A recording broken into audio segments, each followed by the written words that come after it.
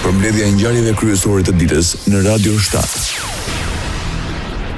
Kancelari gjerman Friedrich Merz në samitin e vendeve të Ballkanit Perëndimor me Bashkimin Evropian në Tivat vlerësoi se procesi i zgjerimit është shumë i ngadalë dhe se nevojiten ide të reja për të inkurajuar vendet e rajonit të zbatojnë reformat. Ai paralajmëroi se dhe Bashkimi Evropian duhet të tregojë se është i aftë për zgjerim të mëtejshëm. Merz shpreson se do të arrijë një marrëveshje midis pjesëmarrësve në mënyrë që idetë e reja të mund të zbatoheshin më pas në Bruksel.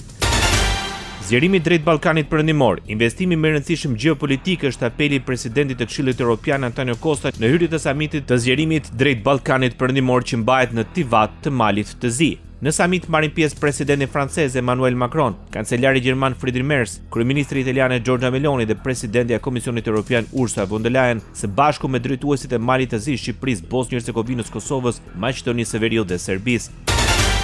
Në samitin e Malit të Zi, presidenti i Komisionit Evropian Ursula von der Leyen kërkoi që procesi i zgjerimit të mbetet i bazuar tek merita, por kjo nuk do të thotë që ai duhet të jetë i ngadalë. Me fjalë të tjera, nëse një vend kandidat realizon reformat e kërkuara, ai duhet të ecë përpara me hapjen dhe mbylljen e kapitujve dhe grupeve të kapitujve në rrugën drejt Bashkimit Evropian, rekomandoi presidenti i Komisionit Evropian. Von der Leyen kujtoi se zgjerimi do të thotë më shumë siguri, më shumë mirëqenie dhe një rol më të madh të Europës në botë. Enlargement means more security, more prosperity and a bigger place of Europe in the world. Komisioneri Evropiane për zgjerimin Marta Kos në kuadër të samitit të Bashkimit Evropian mbajtur në Tivat konfirmoi se Mali i Zi dhe Shqipëria po kalojnë qartë në fazat e ardhshme të procesit të anëtarësimit. Ka shumë energji pozitive rreth asaj që po bëhet aktualisht dhe pres që kjo të reflektohet gjatë samitit. Sipas ai, shtetet anëtare dhe komisioni vlerësuan se Shqipëria kishte përmbushur kërkesat e ndërmjetme në fushën e sundimit të ligjit. Shqipëria u bë vendi i dytë kandidat pas Malit të Zi që arriti këtë fazë shumë të rëndësishme të procesit të anëtarësimit. Për Maqedoninë e Veriut, Marta Kos deklaroi se Unioni është gati të përfundojë fazën e hapjes së negociatave sapo të zbatojë ndryshimet kushtetuese që vendi ka marrë përsipër. Kryeministri i Shqipërisë nga Tivati akuzoi Iranin si të lidhur me protestat në Tiranë përmes luftës hibride që ndërton një narrativ të rem se sipas projektit qëndron një marrëveshje e fshehtë. Kjo narrativ, sipas Edi Ramës, ka fituar shumë terren edhe përmes dizinformimit. There are no demands to be discussed because there is no yet project approved, right? Sipas kryeministrit, për resortin nuk ka kërkesa për të diskutuar sepse ende nuk ekziston një projekt i miratuar.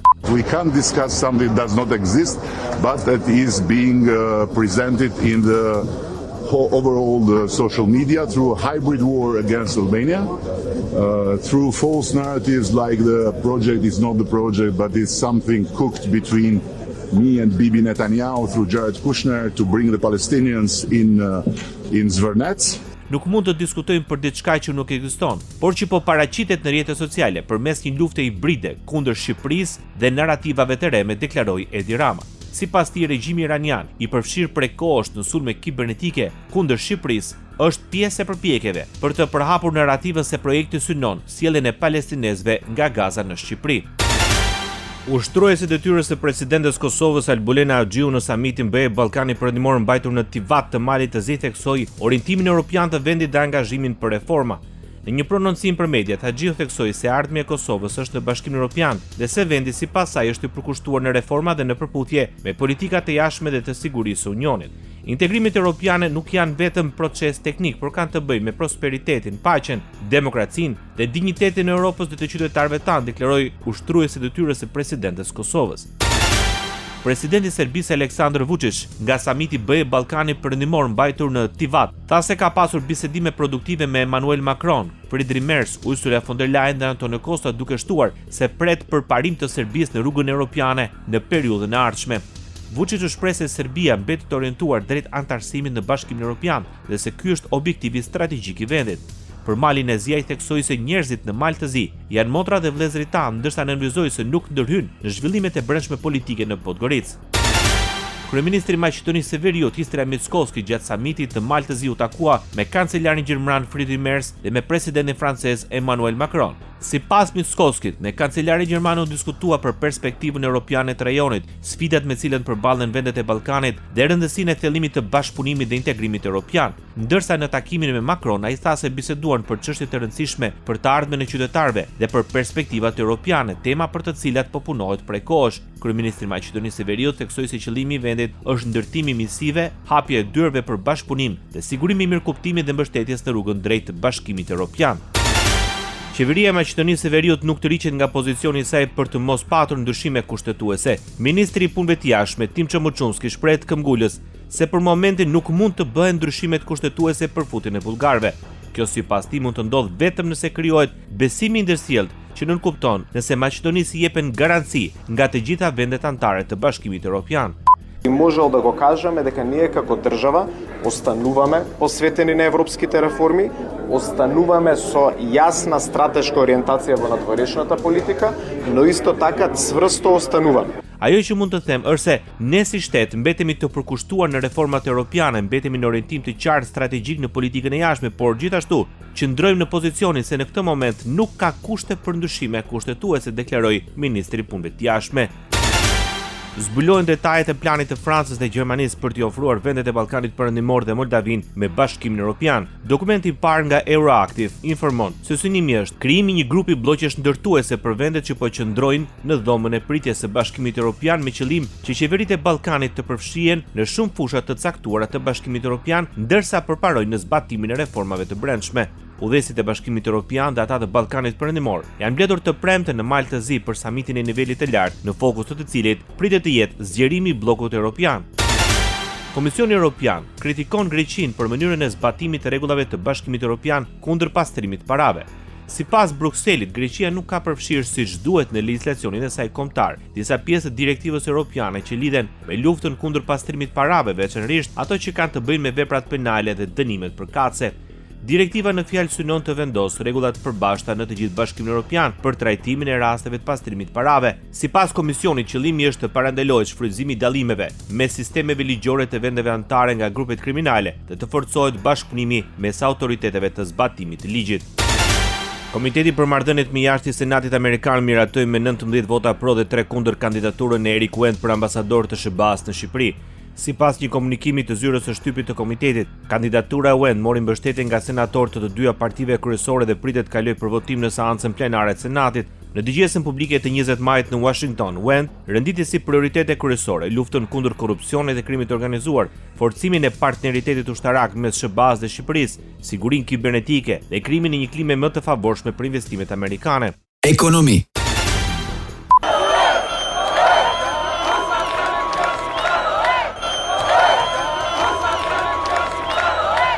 Dorëheqja e qeverisë, shfuqizimi i statusit dhe kuadrit ligjor që lidhet me investitorët strategjik, shfuqizimi i paketës maleve, anullimi i ndryshimeve në ligjin për zonat e mbrojtura, anulimi i ndryshimit për trashëgimin kulturor shqiptare janë kërkesat e artikuluara nga protestuesit përballë kryeministerisë në Tiranë. Me parulla në duar, një grup kryesisht të rinj protestojnë kundër ndërtimit të resorteve turistike në Zvërnes dhe ishullin e Sazanit. Organizatorët kanë bërë të ditur se lëvizja do të vazhdojë deri në plotësimin e kërkesave të tyre, të cilët përfshin anullimin e projekteve të kundërshtuara, transparencë me vendimmarrje qeveritare dhe marrjen e përgjegjësive politike nga ekzekutivi. Qeveria shqiptare ende nuk ka një vendimmarrje se kur do të fillojë kompensimi i indeksimit të pensioneve. Gjatë një konferencë për shtyp, ministri i Financave Petrit Male sqaroi se pritet që vendimi për indeksimin të mund të paraqitet në qershor ose në korrik në Këshillin e Ministrave. Kjo është një çështje të cilën ne jemi duke e diskutuar me Institutin e Sigurimeve Shoqërore, kjo dhe për shkak të realizimit të ardhurave. Kemi krijuar hapësirat e nevojshme buxhetore për të krijuar mundësinë që të afrojmë procesin e indeksimit nga muaji tetor në muaj qershor apo korrik. Megjithatë, kjo është një çështje vendimmarrje, të cilën besoj do ta ndajmë me juve sapo të kemi dakordsinë me Institutin e Sigurimeve Shoqërore dhe Shëndetësore. Krahas asaj pritet dhe rimbursimi i fermerëve. Shuma potenciale e tyre për kompensim vlerësohet në rreth 6.5 milion euro. Sipas informacionit që kemi marrë nga Drejtoria e Përgjithshme e Tatimeve, deri në këtë moment që flasim, shuma potenciale për të kompensuar drejt fermerëve me NIP arrin në masën 6 deri në 6.5 milion euro. Megjithatë, ky është një proces në vazhdimsi, i cili do të zgjasë deri në fund të muajit qershor dhe pastaj do të kemi edhe shifrat më eksakte se kush është vlera eksakte që do të kompensohet drejt për drejt në llogaritë e fermerëve. ndërkohë që vijon puna për çmimet e referencës banesave. Oda ekonomike amerikane në Kosovë bën thirrje qeverisë të rishikojë qasjen mbi gazin e lëngshëm natyror nga Shtetet e Bashkuara të Amerikës dhe zhvillimin e infrastrukturës nevojshme të gazit ta trajtojë si prioritet strategjik kombëtar. Në një komunikat për mediat, Oda amerikane rikujton se projektet e rëndësishme të infrastrukturës së gazit e lëngshëm dhe të ndërlidhjes energjetike po zhvillohen në mbar Europën juglindore duke krijuar mundësi të reja për shtetet që të sigurojnë qasjen në burime të diversifikuara të gazit dhe të forcojnë sigurinë e tyre energjetike. Thirrja ndaj qeverisë është që të tregojë vullnet politik, duke ndërmarrë hapa konkret drejt integrimit Kosovës në rrjetet rajonale të gazit. Qeveria e Kosovës ka gati hartimin e masterplanit për kompleksin memorial Adem Jashari në Prekaz. Kryeministri Albin Kurti cilësoi projektin si një nga më të rëndësishmit për kujtesën historike, trashëgiminë kulturore dhe identitetin e Kosovës. Shefi i qeverisë deklaroi se janë informuar nga konsorciumi i kompanive arkitekturore gjermano-britanike për progresin e projektit, duke shtuar se puna po zhvillohet në përputhje me planin dinamik të kontratës. Sipas tij, Prekazi zë një vend të veçantë në kujtesën historike të popullit shqiptar, ndërsa qendresa dhe sakrifica e familjes Jashari e kanë shndruar atë në simbol të mbrojtjes së dheut dhe të përkushtimit ndaj lirisë. Art. Gjua jon sa e mirë është motoja e panejirit të librit shqip organizuar në Shkup. Drejtoresha ekzekutive e Institutit të Librit, Irena Toçi, theksoi se panejiri i Tiranës, Prishtinës, Ulqinit dhe Shkupit përbën një mozaik që tregon fuqinë e gjuhës sonë. Të gjithë bashkë pra do t'ja dalim, do t'a mbrojmë këtë gjuhë dhe do t'a çojmë atë në nivele të tjera. Instituti i Librit dhe i Promocionit së bashku me komunën vendosën që këtë panajir ta kthejnë në një traditë. Pranishëm në ceremoni, publicisti Namik Dokle tha se ky panajir nuk ka vlerë vetëm për shkrimtarët dhe botuesit, por është një vlerë kombëtare. Autor, botues dhe lexues është një trio e pandar dhe ajo mund të funksionojë vetëm si e tillë.